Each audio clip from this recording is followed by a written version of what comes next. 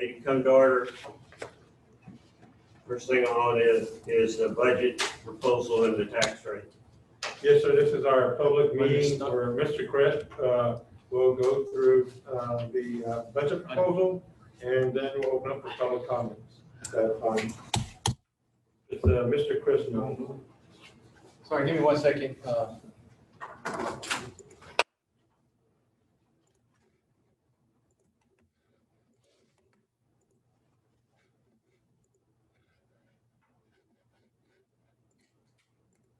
Well, thank y'all.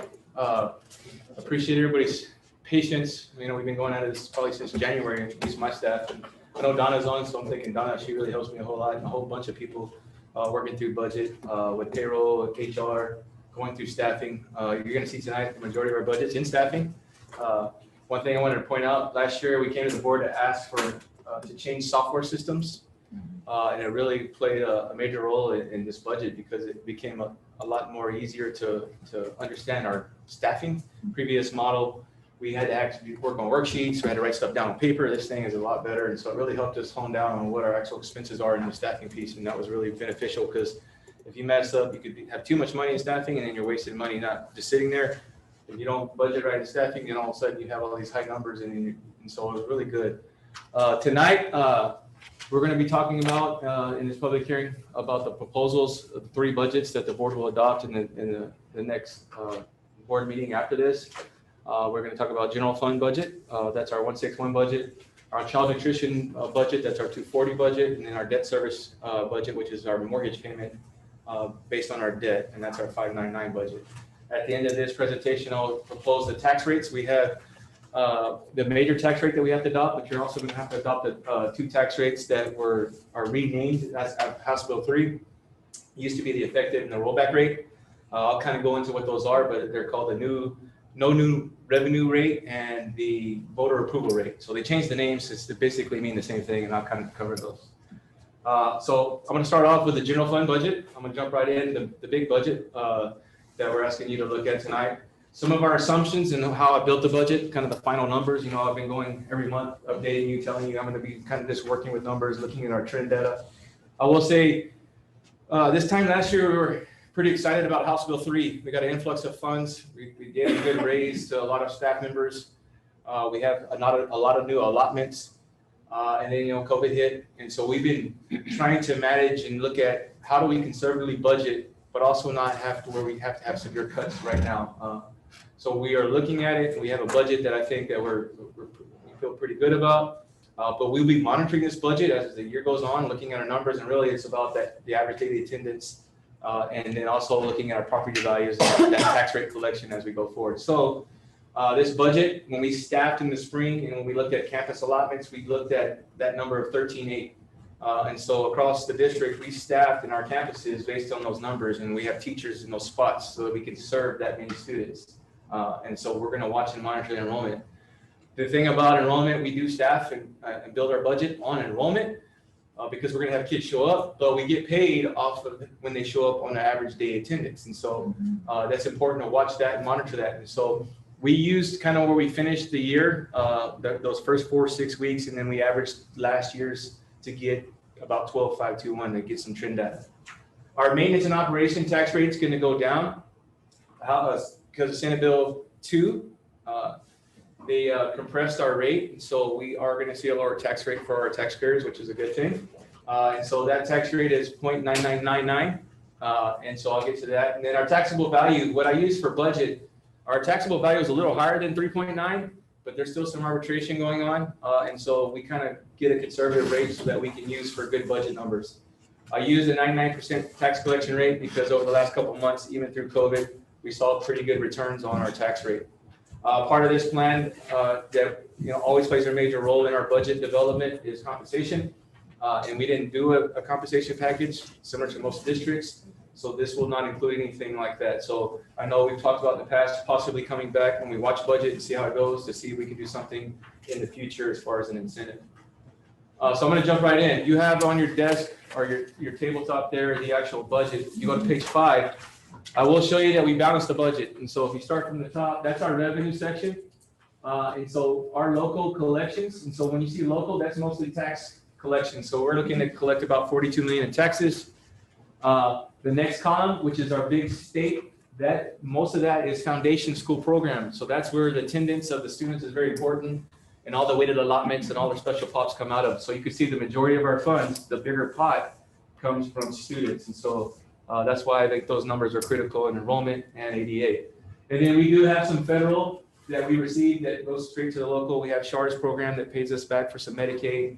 We do have some programs that we get funded, and we also get indirect costs from all our title funds. And so we're looking at our total revenue at about $173,522.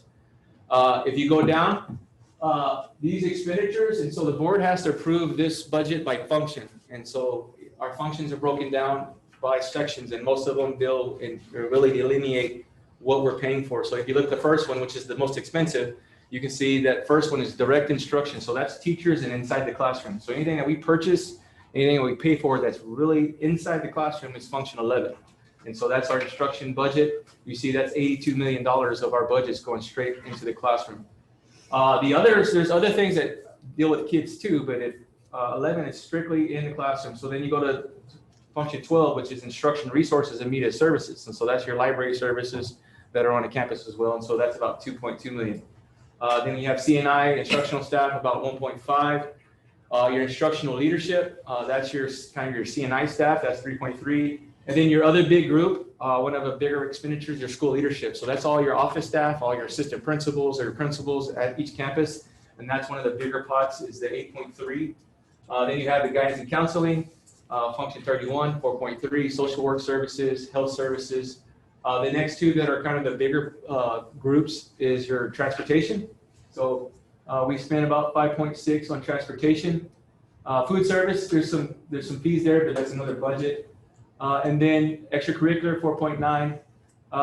General administration is central office, about 5.3. And the other big pot of money goes into plant maintenance and operations. So that's utilities, that's insurance, that's everything with facilities and maintenance and construction. And that's a big pot. That's about 16 million. 6 million, that's just in utilities to pay our utility bill. And so those are kind of the pots. And that's broken down. So tonight at the board meeting, I'll be asking the board to approve each one of these line items by function. So that total, and why this is important, because I do want to share with you that I was able through this process to balance the budget. So this is our revenue versus our expenditures going into next year. In a couple slides from here, you're going to see that these numbers will change because, in the past, we will have some rollovers from this previous year. We have the $1 million that I asked for last week for COVID purchases that I want to roll over.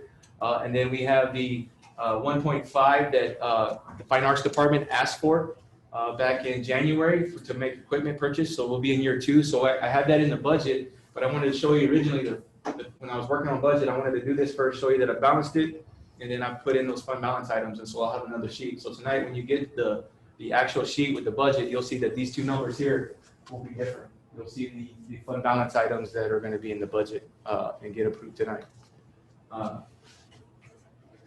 So when you're looking at budget by function, just to kind of give you a visual of where the money goes, and you see the biggest part of the pie is in instruction, and then you have your plant maintenance and operations, and then your campus admin.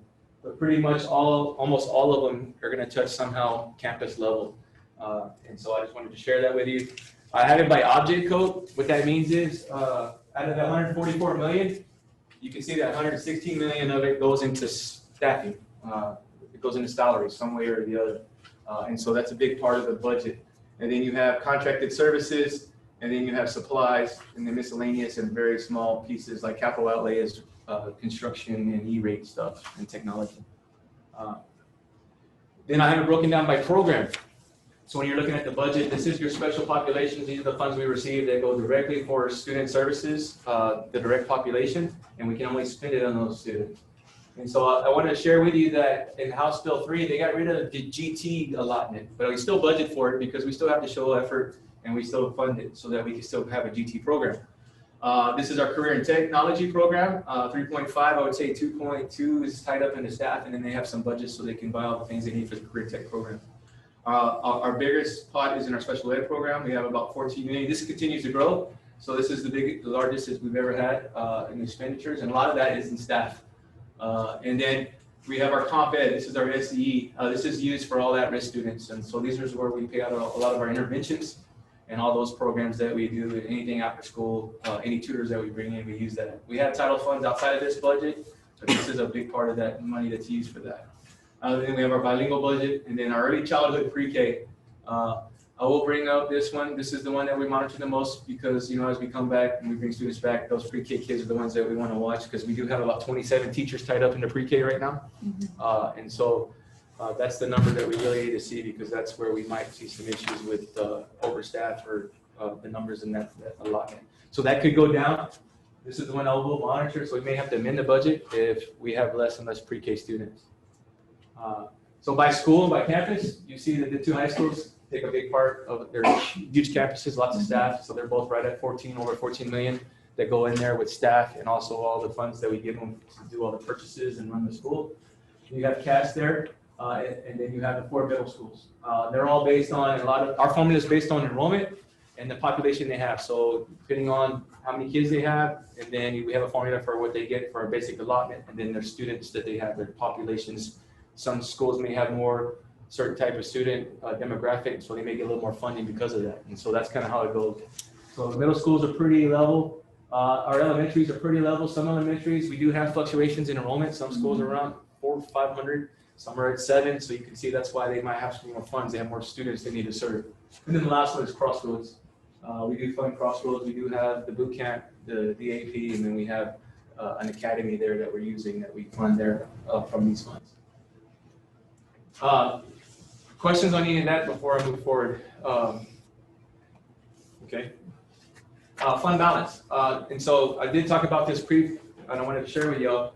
The first. I do have a question. Yes, ma'am. On the previous slide, one.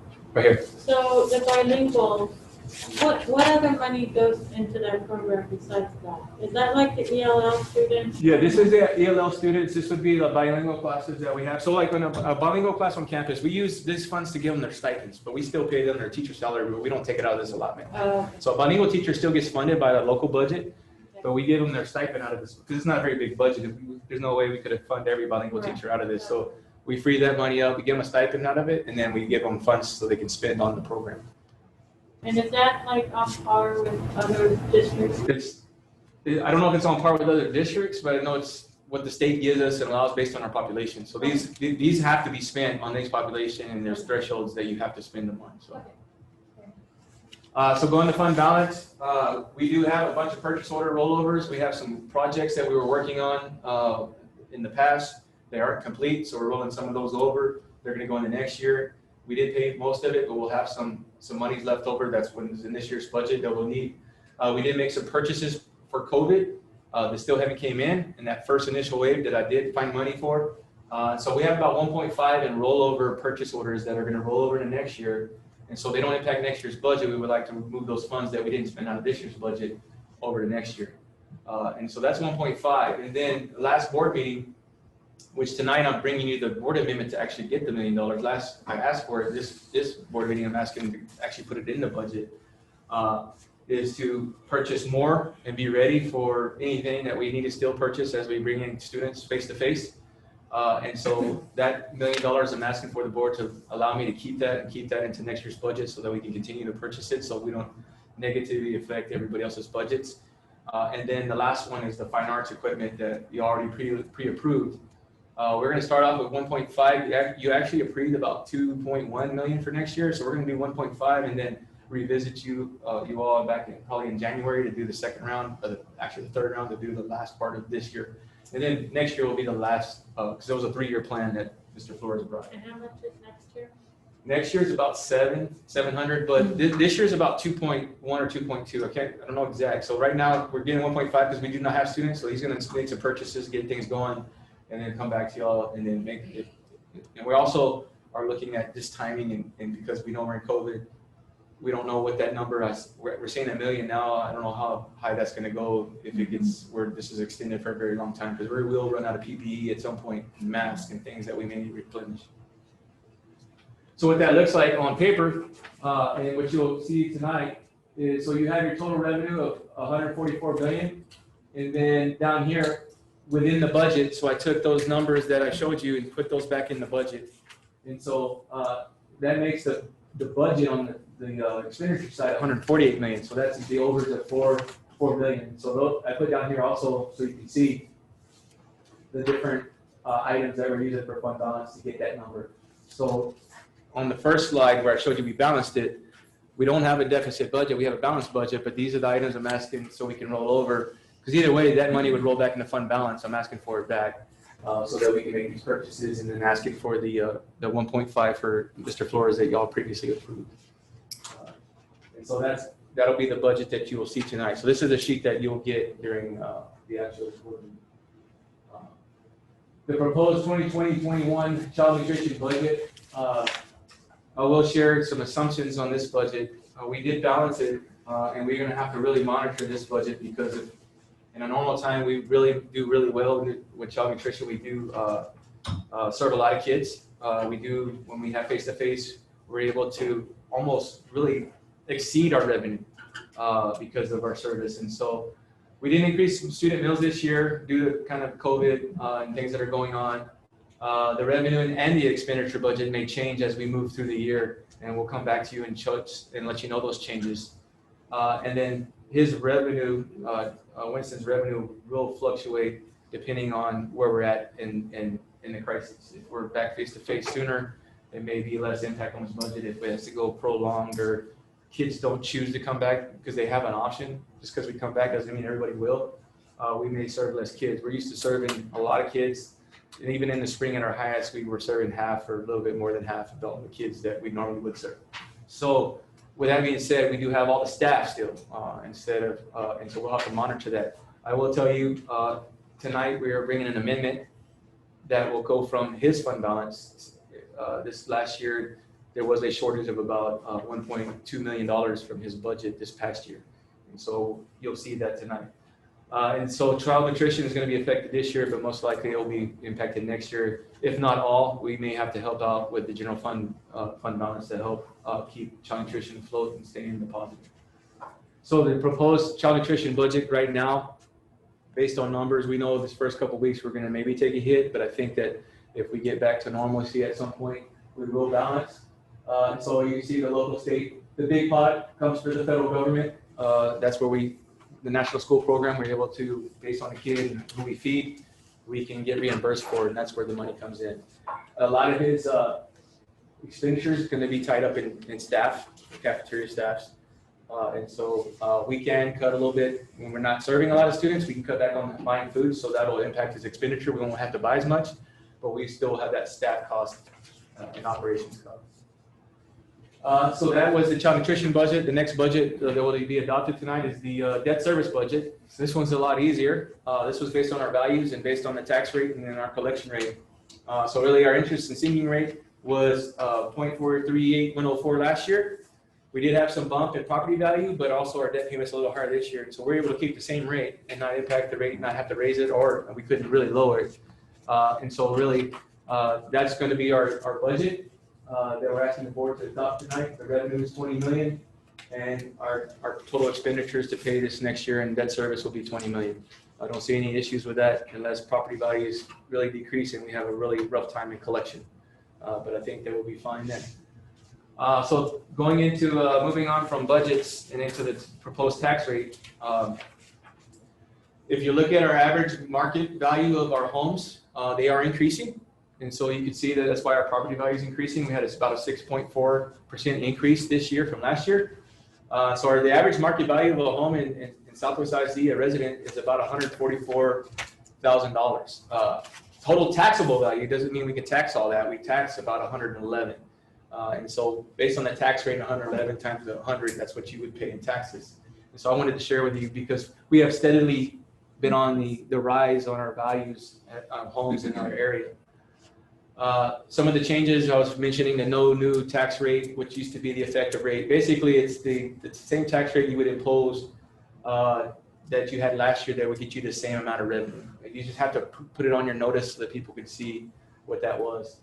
And so this year's no new revenue tax rate, it's hard to say, it's just be effective rate, is 1.470151. The more important one is the second one, the voter approval tax rate. is the highest tax rate that school can do without doing a tax ratification election, which we've done in the past. So this is used to be called a rollback rate. This year's voter approval tax rate is 1.438076. If we actually were adopting a rate higher than this, we would have to do a TRE and ask the public. And so we're not doing that. We actually have a rate that's lower than that, but that we had to put that on notice. And so you know that based on our calculations with our values, that we're adopting a rate that's below the voter approval rate. So jumping into the proposed 2020 tax rate, M&Os have changed. So this past year, we've been getting pressed for the last 2 years through the state, but we've been made up in House Bill 3 with foundation. So in 2019, we dropped our M&O rate to 1.03. The year before that, it was like $1.11. So we really got compressed, and so it's $1.03 this year. We're finishing up this year, but next year we have another compression based on our values. We're going down to 0.999. So that's about a 3 cents change. So there'll be a 3 cents change for most taxpayers on their tax bill. That doesn't do with values, because their values may climb and rise, but our rate's going down. So hopefully that helps them a little bit. But if their values go up, it's not because we raise taxes, we're actually lowering our tax rate. So last year, this previous year, 2019, we're finishing up with $1.472976. Our new rate will be $1.438004. Yes, sir. Well, this is a question out of pure ignorance, but if the average market value of a house is $144,000, and then over the year, though, we had a lot of new houses that were built, and they were more expensive houses than the average house Correct. that we had in the district. But this is the average of all of the houses, whether they were on the rolls last year or not. It would be on the roll, or like when they went through the appraisal process, even till now. So they would have to be a physically built house. But yes, I mean, this is the average of all your new homes versus your homes that have been around for a while. Yes, sir. Well, my question was, is there a measure of how much the average increase was on the existing houses not affected by all the new houses? You know, there probably is. They probably have that data. I probably could pull it. You could probably pull neighborhoods by sections and see what the average increase was. I haven't done that, but because normally what they do is they give us kind of an overall. But it's kind of a little bit misleading number. Yes, as your newer homes come in, they're more expensive, so they're going to drive that value up. But that does for us. That's the value that we're getting in an average to pay overall. So for us, it's a good deal. Yes, sir. But we don't know really what the effect is for existing houses. Exactly. Because certain areas they may go down in value. Yeah. I mean, so yeah, there's a fluctuation depending on where it's at. Thank you. And so I wanted to finish off with fund balance. And so I did give you the fund balance sheet here, just so you know, because tonight I asked for fund balance to roll over some. And so I wanted to share with the board the fund balance sheet and where we are. Currently, last August, we were at 68 million, but we did do some projects this past year. So that's going to probably put us around 63, 64 million. And then with what the ask is for in the budget, will put us right at 59 to 60 million going into next year. And this is assuming that we don't roll anything into budget. We did have some areas where we didn't spend money. We did have some late expenditures at the end of the summer, dealing with COVID and just hiring extra staff and bringing in premium pay and things like that. So things that we might get reimbursed on. So I'll leave it at that. Any comments or questions for me?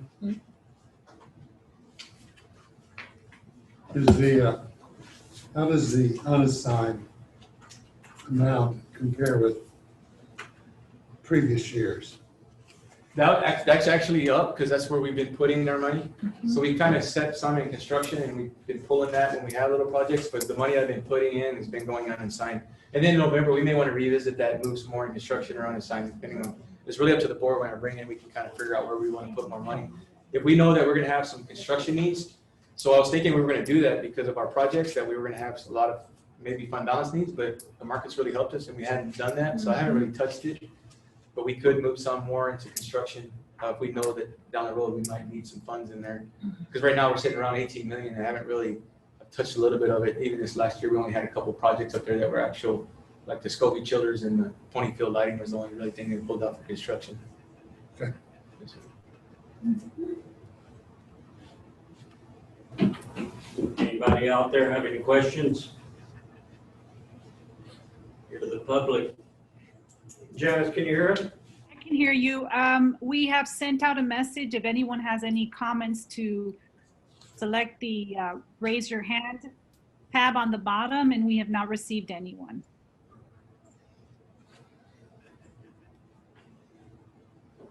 So no comments at this time. All right, if not, we're adjourned at 5 minutes to 6.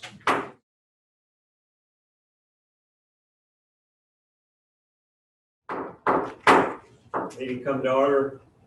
First, Yes, good evening, board members and staff. Thank you for being here at this social distance special board meeting call to approve the budget. And I know we just had a public presentation from Mr. Chris. I want to commend him and his staff for their due diligence and pulling really critical information together. And so I know that we did that public presentation. I think we have some board action items that Mr. Chris would like to bring to you today and recommend their approval. And I would like to make an announcement in reference under new business in reference to some of our enrollment numbers, just to get some information out. I'm not asking for any decision, but let everyone know, since we are in an anomaly year, about what our numbers look like, because it is contingent on the budget and our revenue estimation. So I would like to turn it back over to Mr. Chris and let him kind of run through his items.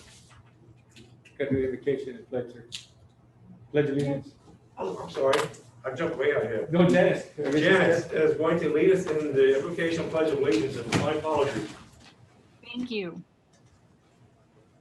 Almighty God, may we bring reflection and wisdom to our meeting. May we use our expertise and our judgment, Lord, and direct our contributions. And may we always have in mind your will for the well-being and the future of our district. In your name we pray. Amen. Amen. Pledge allegiance to the flag of the United States of America and to the republic for which it stands, one nation, under God, indivisible, with liberty and justice for all.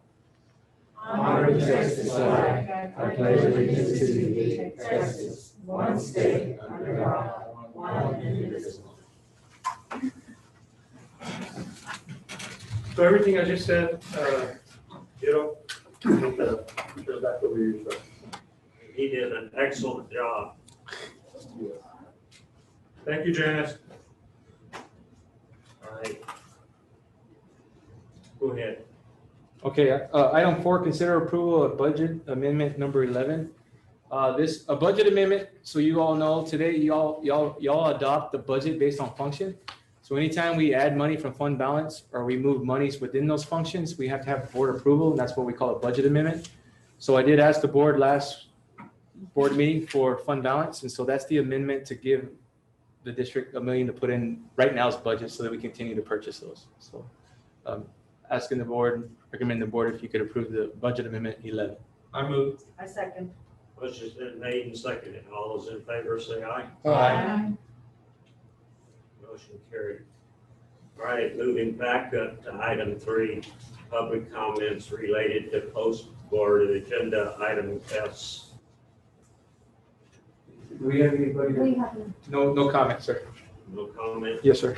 All right. Moving down to item 5, approval of the final budget amendments. Now, at the end of the school year, we have to make sure that our functions aren't in the deficit. So when you saw function 11, if I would have spent more than we had in there, I need to move money from somewhere else and I have to get you to approve that. So that's what we've done.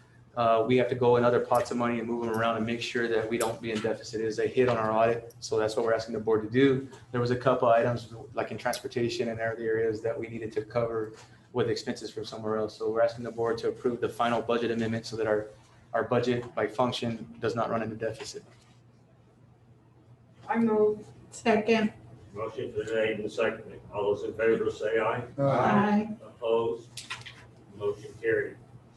Item 6, district budget. I'm recommending to the board that the board adopt the 2020-2021 budget that was presented tonight at the public hearing. I move. A second. Motion's been made and seconded. All those in favor say aye. Aye. Opposed? Motion carried. Item 7. Yes, sir. This is, I'm also recommending to the board to approve the no new tax rate and voter approved tax rate that was presented during the public hearing. I move. A second. Motion's been made and seconded. All those in favor say aye. Aye. Motion carried. Item 8. Yes, sir.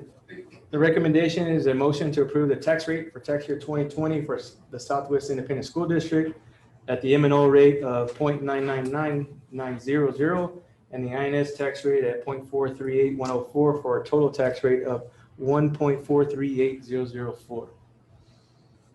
Questions? I move. A second. Motion's been made and seconded. All those in favor say aye. Aye. Carried. Going down to item 9, other business. Yes, sir. I just want to give the board and fellows an update. This is a different type of year than we've ever started before. Obviously, we're starting during why there's a pandemic still that applies to Texas and our area. And so our enrollment is down according to the second day this year compared to the second day the previous school year by about 11%. Only the majority of that comes from the high school. I can tell you in our meetings with other superintendents, that's pretty much the norm throughout. A lot of it is driven also, we're finding out here at Southwest specifically, and with our counter ISDs in Bear County, and what we hear throughout the state, really the biggest decline in enrollment was at the PK level. That the families are choosing to just keep the students out of a formal instruction at this time, understandably. We're down about 21%. I know that I've heard other districts upwards of 30, and some around 20 as well. And so our numbers look pretty on par with what we're hearing all over. But we want to find every student that was enrolled at Southwest ISD last year and where they are this year and account for those students. We do have a plan to do that. It will take some time. But this is what, when Brandon was talking about, these are revenue generators, but it's also important that we get these students and stay engaged and formalize education towards who and what they become in life. And that's equally and more important than revenue. And so we know we have our work cut out for us, and so we don't look any different. But I just want to give you an update. Right now, we're about 11% different from where we were second day last year compared to this year. Other business?